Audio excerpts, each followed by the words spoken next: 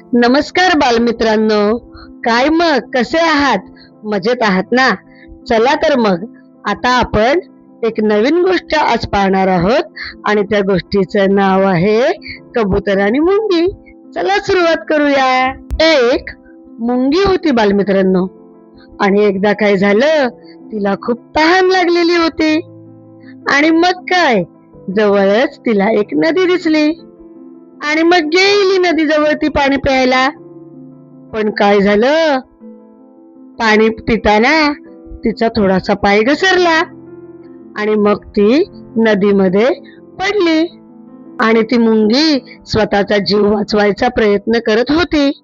आणि हे मात्र तिथेच एका झाडावर असलेल्या कबुतराने पाहिले आणि त्याला वाटले की खरंच आपण या मुंगीला मदत करायला हवी, ती बुडत आहे. म्हणून कबुतराने काय केले, झाडावरचे एक पान तोडले आणि त्या पाण्यामध्ये टाकले. आणि मग मुंगीने काय केले, मुंगी त्या पानावर हळूच चढली आणि हळूहळू ते पान वाहत वाहत नदीच्या किनारी आले आणि मुंगीचा जीव वाचला. अशा प्रकारे कबुतरामुळे मुंगीचा जीव वाचला. मग मुंगी कबुतराला म्हणाली, आजपासून आपण दोघे मित्र आणि तू केलेली मदत मी केव्हाच विसरणार नाही. कधीतरी तुला सुद्धा मी मदत करीन. असेच एकदा काय झाले, जंगलामध्ये एक शिकारी आला. कबूतर झाडावर बसलेले होते.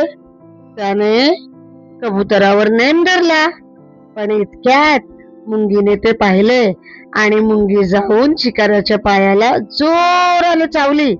त्यामुळे काय झालं, शिकाऱ्याचा नेम चुकला आणि कबुतराला हे कळताच कबूतर झाडावरून उडून गेले आणि कबुतराचाही जीव वाचला.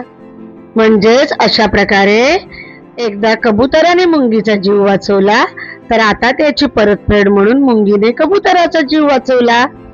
म्हणजेच बालमित्रांनो, या गोष्टीत आपल्याला काय शिकायला मिळतं, तर आपण नेहमी एकमेकांची मदत करायला पाहिजे.